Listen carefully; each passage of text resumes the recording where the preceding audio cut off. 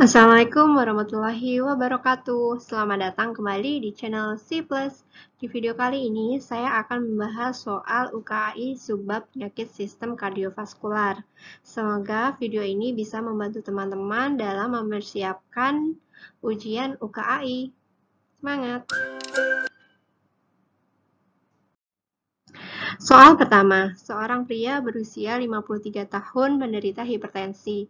Selain itu, dia juga tidak mempunyai riwayat diabetes mellitus dan penyakit ginjal kronis. Pasien bertanya kepada apoteker, berapa target tekanan darah yang harus dicapai agar dapat dikatakan normal?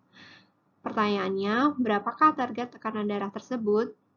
Nah, teman-teman perlu mengingat bahwa untuk bisa mengerjakan soal UKAI ini, tipsnya adalah mengetahui poin apa yang ditanyakan. Jadi di sini adalah poinnya hipertensi dan tidak memiliki riwayat penyakit lainnya atau komorbid lainnya.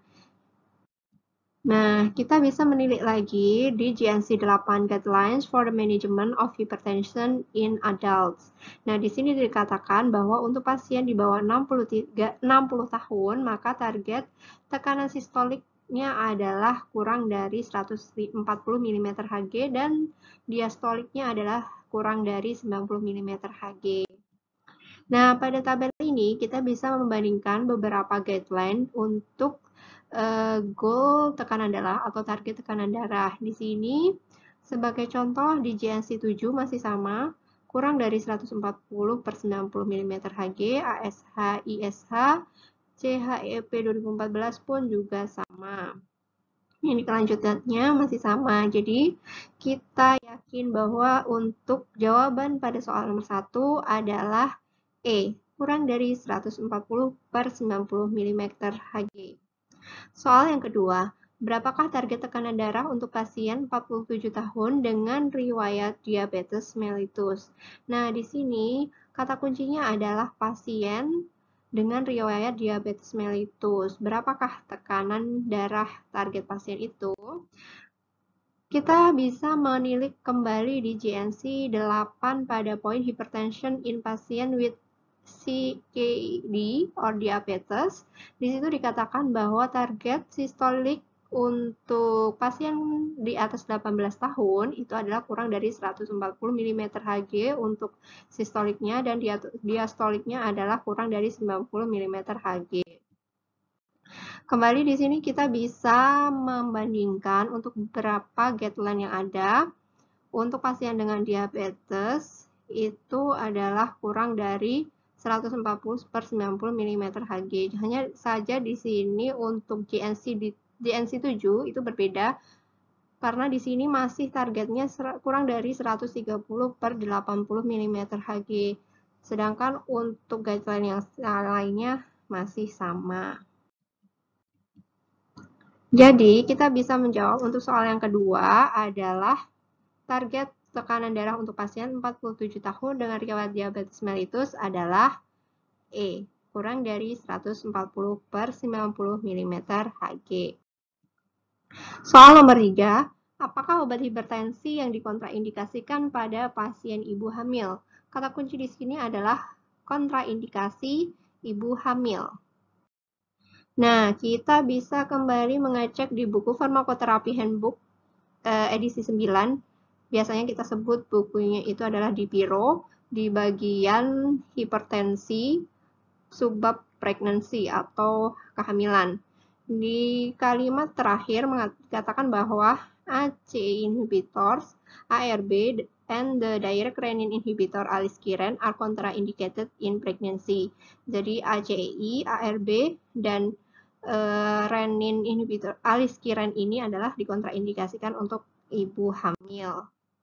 Sehingga untuk soal nomor 3, ini jawabannya adalah yang golongan ACEI, yaitu captopril, karena untuk A, B, C, dan E itu tidak termasuk dalam kriteria yang sudah disebutkan tadi.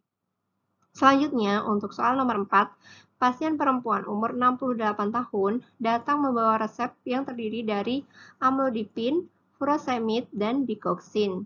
Maka, kapankah rekomendasi waktu untuk mengkonsumsi furosemid yang tepat untuk diinformasikan kepada pasien? A. Pagi hari, B. Siang hari, C. Malam hari, D. Pagi dan malam hari, E. Bisa kapan saja. Nah, untuk soal ini kita bisa mengecek kembali di buku Basic and Clinical Pharmacology edisi 14 dan karya Katsung di poin subclass drug untuk antihipertensi itu furosemid adalah salah satu obat dalam golongan diuretik ya. Jadi di sini otomatis furosemid ini efek sampingnya adalah meningkatkan urinasinya menjadi meningkat sehingga kita bisa menyarankan kepada pasien yang mengkonsumsi furosemid ini adalah tidak dimakan di malam hari atau sebaiknya bisa dimakan di pagi hari sehingga tidak mengganggu waktu tidur pasien. Sehingga jawaban untuk soal nomor 4 adalah A, yaitu pagi hari. Untuk soal 5, seorang laki-laki berusia 50 tahun dengan diagnosa hipertensi dan diabetes mellitus tipe 2 yang sudah didiagnosa selama 5 tahun yang lalu. Kemudian 1 bulan lalu oleh dokter diberikan hidroklorotiazid 1 kali sehari 12,5 mg. Setelah itu pasien mengecek kembali tekanan darahnya setelah mengkonsumsi obat tersebut dengan teratur selama 1 bulan dan diperoleh nilai tekanan darahnya itu adalah 150/90 mm Hg. Maka saran terapi yang diberikan adalah, nah kata kunci di sini adalah pasien mengalami hipertensi dan DM, sudah mengkonsumsi rutin HCT 1 kali 12,5 mg selama 1 bulan, namun tekanan darahnya belum terkontrol. Maka saran terapinya seperti apa? Kembali kita cek di GNC 8, di situ dikatakan pada poin pharmacology treatment, if the target blood pressure is not reached within 1 month after initiating therapy, the dosage of the initial medication should be increased. Jadi obat yang sudah diberikan tadi dosisnya bisa ditingkatkan, or a second medication should be added. Jadi bisa ditambahkan untuk golongan obat lainnya seperti thiazide, calcium channel blocker, AC inhibitor, atau ARB. Nah, dari soal tadi kita bisa melihat bahwa untuk poin meningkatkan dosis HCT itu tidak ada pilihannya ya. Jadi kita bisa memilih opsi yang kedua, yaitu menambahkan atau mengkombinasikan dengan obat golongan lain yang sudah disebutkan tadi. Nah, untuk pilihan di sini yang paling masuk adalah dengan menambahkan HCT dengan valsartan. Seperti itu, karena valsartan adalah golongan ARB. Jadi jawabannya adalah D. Nah, teman-teman, cukup sampai di sini dulu ya pembahasan soal latihan UKAI untuk subbab sistem kardiovaskular. Semoga bermanfaat. Ditunggu untuk video pembahasan soal UKAI selanjutnya. Semoga bermanfaat. Terima kasih. Jangan lupa like, comment, share, dan klik notifikasi dan subscribe channel ini.